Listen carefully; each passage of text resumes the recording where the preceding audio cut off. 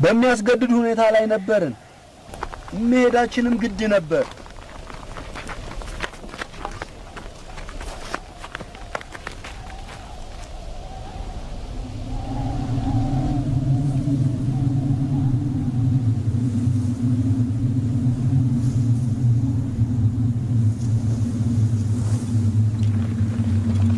ሽሞን ይሁዳ ምንድነው ይሄ? አውሎ ነፋስ ነው። የሆነ ቦታ መደበቅ አለብን። አውሎ ነፋስ መንጋዎቹን ከኮረብታው በስተጀርባ ልንወስዳቸው ይገባል። አውሎ ነፋስ ላዊ ፍጠን! ከሚመጣው አውሎ ነፋስ ልንሸሽ ይገባል። አውሎ ነፋስ እየመጣ ስለሆነ አሁን መሄድ አለብን። አትፍራ፣ በኋላ መጥቻ ይሃለሁ።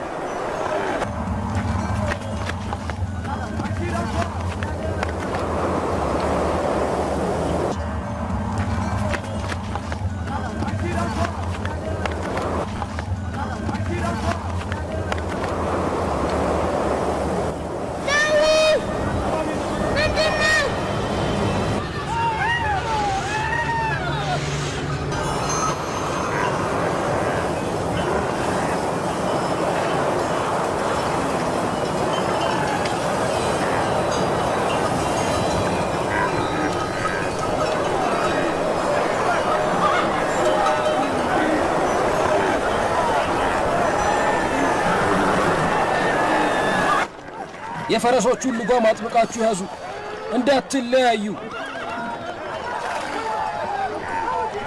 ፈረሶቹም እንዳይደነብሩ በደንብ ጠብቁ። በሊዕ ቅፍለቱን መቆጣጠር ግን አትርሳ። ሁላችሁም የቀረሰው እንዳለ ተመልከቱ። እርስ በርስ ተጠባበቁ። ማንንም ትታችሁ እንዳትሄዱ። ጌታዬ፣ በውሃ ጥም ሊሞት ነው። ተጓዦቹ በሙሉ ውሃ ይፈልጋሉ። ጉድጓዱ የት አለ? ውሃ እስክናገኝ ድረስ እንዲታገሱ ንገራቸው።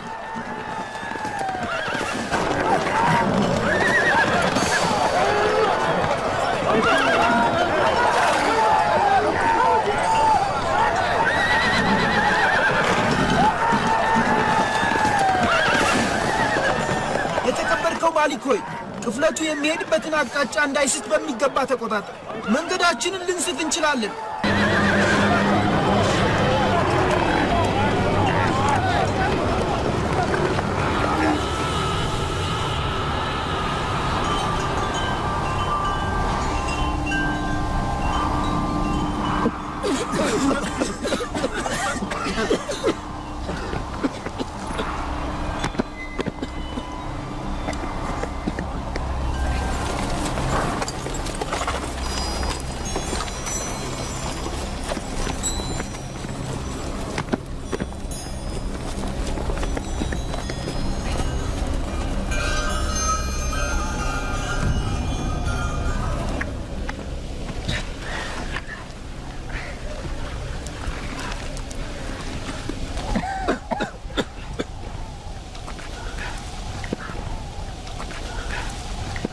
ምን አይነት አውሎ ነፋስ ነው?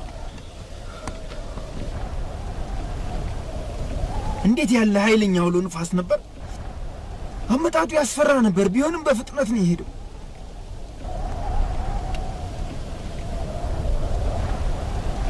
አሁን የት ነው ያለነው?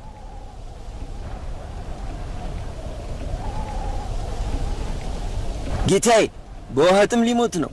ተጓዦቹ በሙሉ ውሃ ይፈልጋሉ። አምላካችን ትዘንልን። መንገዱን ስተነዋል።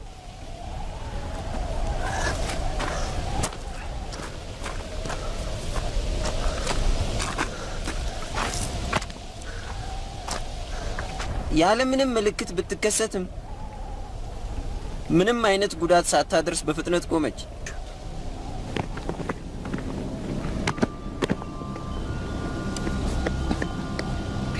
ዩሱፍ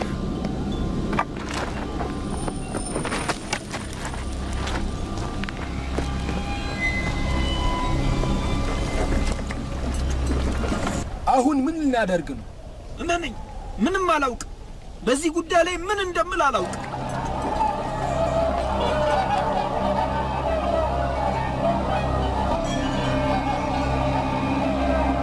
የአዕዋፋቱስ አካባቢ መገኘት ውሃ ስለመኖሩ ፍንጭ ሰጪ ነው። በዚያ አቅጣጫ እንሂድ።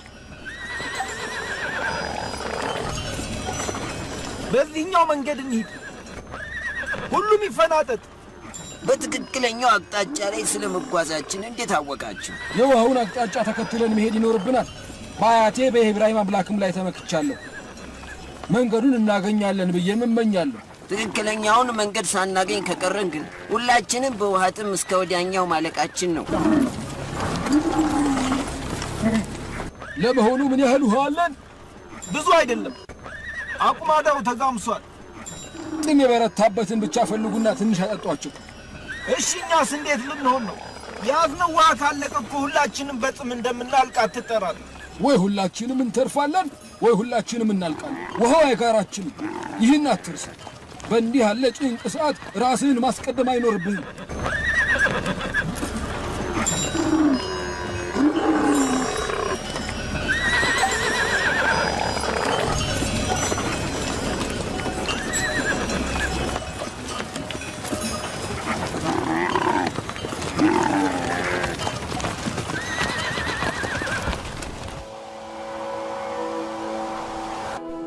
ለምንድን ነው የሚገባውን ያክል ጥበቃ ያላረኩለት?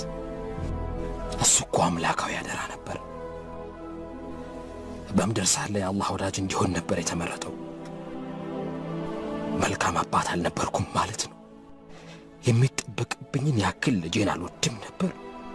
የአባትነት ፍቅር ቢኖረኝማ ለጠላቶቹ መች አሳልፌ የሰጠው ነበር። በእርግጥ ልጆቼ የዩሱፍ ጠላቶች ናቸው የሚል እምነት አለህ ማለት ነው? ይሄ የሚስተባበል ጉዳይ ነው። ወንድሞቼ ዩሱፍን በጭራሽ እንደማይወዱ ታውቅ ነበር። አብሯቸው በሄድ ምን ነበረበት? እኔ ነበርኩ የላኩት። እኔው ነኝ ወንጀለኛው። በመጀመሪያው አቋሜ በጸና ምን ነበረበት? ባስቀረው ምን ነበረበት?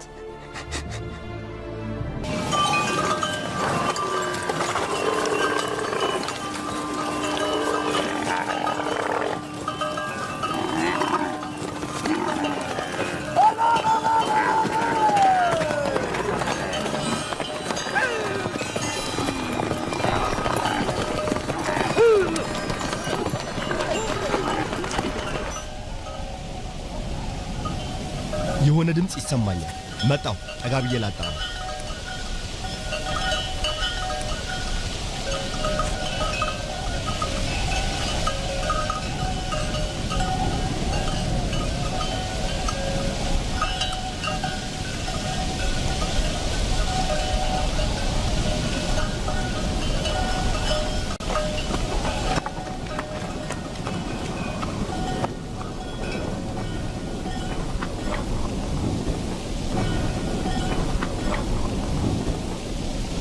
ካልተሳሳትኩ የሆነ ቅጥለት ወደዚህ እየመጣ ነው።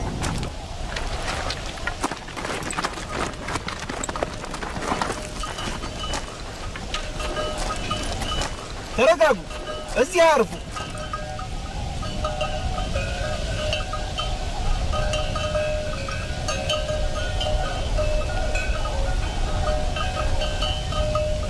እኛን እንኳን ሊያዩን አይችሉም። መንጋዎቹን እንዴት እናል? ጊዜ አለን። እስኪ ቀርቡ ድረስ መሰብሰብ እንችላለን። ንፍታሌ ከይታቸው እስክትሰወር ድረስ እንዳትቆም። መንጋዎቹን ይዘይድ።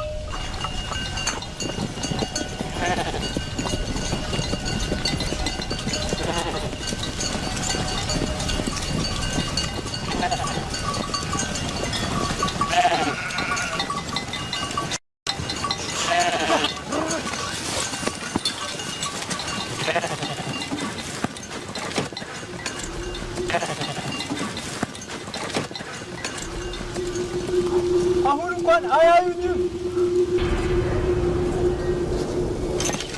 ፊት ለፊት የምትታየውን ዛፍ ከዚህ ቀደም አውቃታለሁ። ከከነዓን የ3 ኪሎ ሜትር ያክል ርቀት አለ። ዛፉ አጠገብ ውሃው የደረቀ ጉድጓድም ይገኛል። ይህንን የምስራች አብረውን ለሚጓዙ ሁሉ አብስራቸው። ምን ዋጋ አለው? ውሃው ግን ጨዋማ ነው። የጉድጓዱ ውሃ ጨዋማ መሆኑን እርግጠኛ ነኝ። በዚህ መንገድ ለተደጋጋሚ ጊዜ አልፌያለሁ። የጉድጓዱ ውሃ ለእንስሳትና ለከብቶች እንኳን ተስማሚ አይደለም። ነገር ግን ከኛ መሃል አንዳንዶች በጥም እየተሰቃዩ ነው። መላ ፍጠር እንጂ። ብቸኛው መፍትሄ የሚቀጥለውን ጉድጓድ እስክናገኝ በትዕግስት መጓዝ ብቻ ነው። ባይሆን ሁላችንም ፀሐይ ከመጥለቋ በፊት እንድንደርስ ፍጥነት እንጨምር። ተንቀሳቀሱ። ውሃ ወደምናገኝበት ቦታ እየቀረብን ነው።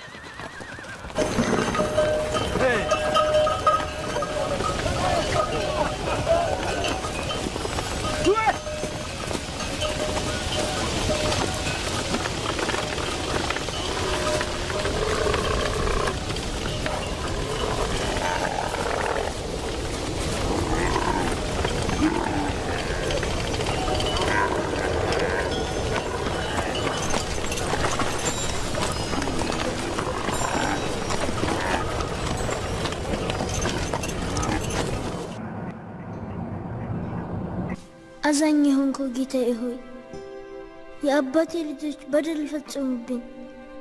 በእዝነትህ ካለሁበት የጽልመት ጉድጓድና መከራ ገላግለኝ።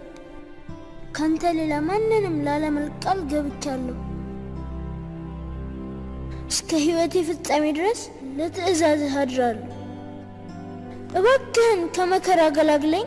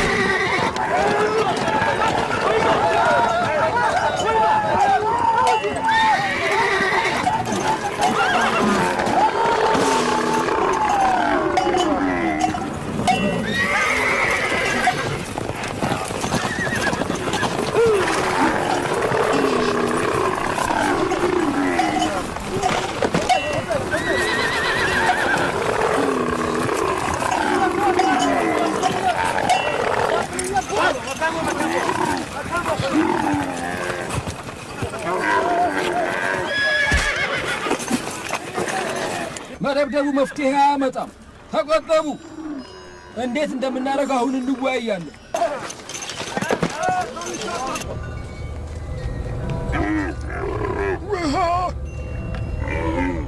እንዴት አይነት ምስጢራዊ ክስተት ነው! ግመሎቹ ውሃ ያለበትን ስፍራ ያገኙ ይመስለኛል። ጫማ መሆኑና አለመሆኑን ብናጣራስ? ምን እንደተፈጠረ ለመገመት እንኳን ፈጽሞ አልቻልኩም። እንስሳቶቹ ምን አጋጠማቸው?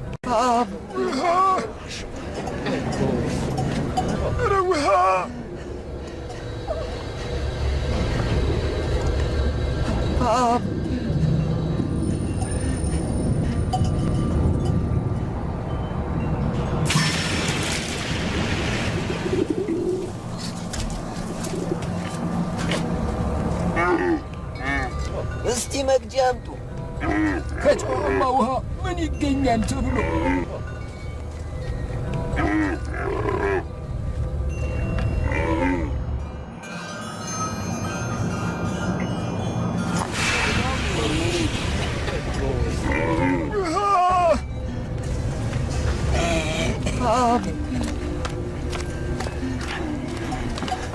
የዚህ ጉድጓድ ውሃ ጨዋማ መሆኑን እርግጠኛ ናችሁ? ይህን ሰው በውሃ ጥም እንዳናጣው እሰጋለሁ። የተወሰነ ውሃ አውጥተን ለእንስሳቶች ብንሞክርስ ምን ትላላችሁ? የማይሆን ነገር ነው የምታስቡት። ጨዋማ መሆኑን ደጋግሜ ነግሬያችኋለሁ። ብንሞክር አይጎዳንም። እንዳሻህ ማድረግ ትችላለህ።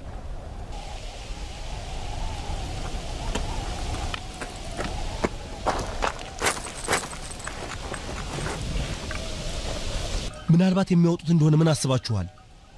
ይህማ ተመራጭ ነው። ሲራራ ነጋዴዎች ራቅ ወዳለ ሀገር እንዲወስዱት ስንመኝ አልነበረም እንዴ? እነዚህ ሰዎች እንዲወስዱት እንፈቅድላቸዋለን ማለትህ ነው? ድንቅ ሐሳብ ነው። በነፃ እንዲወስዱትማ ልንፈቅድላቸው አይገባም። እኔ ለማለት የፈለኩት እንኳን ይሄ አይደለም። እሱ እኔን አያስጨንቀኝም። የሱፍን ውድ በሆነ ዋጋ ልንሸጥላቸው እንችላለን። ወንድማችንን ለሽያጭ እንዳቀረብነው ልንገልጽላቸው ነው? በፍጹም ሸሽቶ ያመለጠ ባሪያ